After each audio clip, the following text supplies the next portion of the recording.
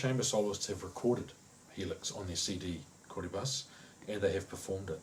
And it was great actually. We had a run through a while ago when they were preparing to record the CD, and it was really great, them saying what a great discovery it was. Helix is a kind of epic piece. It's over 20 minutes long. In terms of learning, it's a massive undertaking for a group, because I went to quite a far place in terms of rhythm in that piece, and it's not so much in rhythmic complexity with time signatures and cross rhythms and things like that.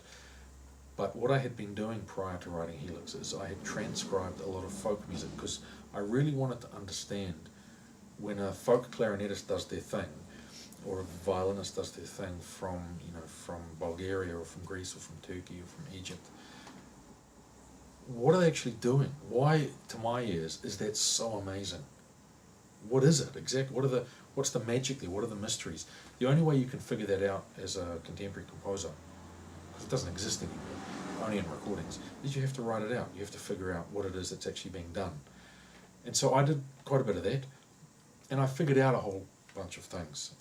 And one of them was very specific to melody, which is that expressive melody, melody that has this kind of a sensuality about it and a real human earthiness about it. There are certain characteristics, and one of them is, if you have a phrase, you accelerate into the center of that phrase, and then you slow down as you come out of it. Very simple idea. Okay? And very simple if you're playing and you're making it up as you go. Very simple.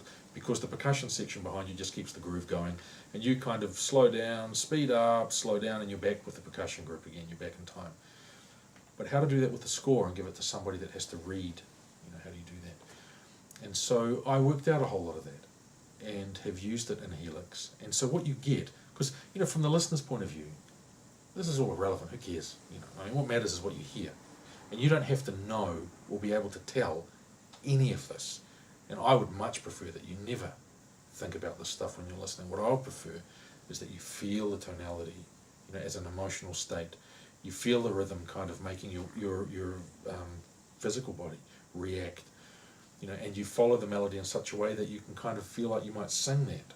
It's got that quality about it.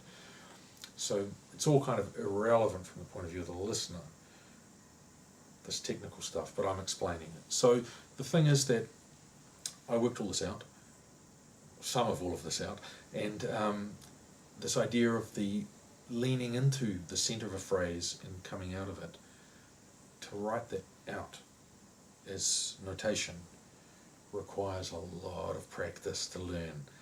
But when you do, because when you hear, for instance, in the third movement, Tarantismo of Helix, in fact it's in all of the movements, but you feel it the most in the third. It's like a gypsy violinist is playing over the top of a groove, and really you feel like they might be doing this if you were listening and not looking, because they're kind of being very slippery around the rhythm, but it's beautiful the way that it happens.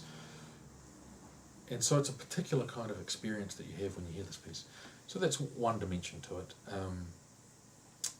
The other is that the middle movement, which is called The Biggest Nothing of Them All, is a quote from a movie by Francis Ford Coppola, Apocalypse Now. And in it, there are American soldiers turning up in Vietnam to take over from the French who'd been there. The French are leaving, Americans are arriving, and there's a kind of handover taking place. And the French who are leaving say, we go to these places, they're talking about empire. We go to these places and we fight over nothing. We fight and die over nothing. And this is the biggest nothing of them all. It's a really great moment in that film, and I felt that very strongly. And so this piece just takes from that, and it's all tragedy. This movement, the middle movement of Helix, it's all sadness, tragedy, and loss. And then I'm working backwards through the movements. The first movement is really kind of homage to ancient Greek rhythms, and that was such an incredible world. Say 500 BC, what was going on with music then? We don't really have much to do with it anymore, and we don't really know much about it. But if you explore, it's a really incredible time musically, so advanced in so many ways. And so the first movement really explores a way of working with rhythm that harkens back, to that time.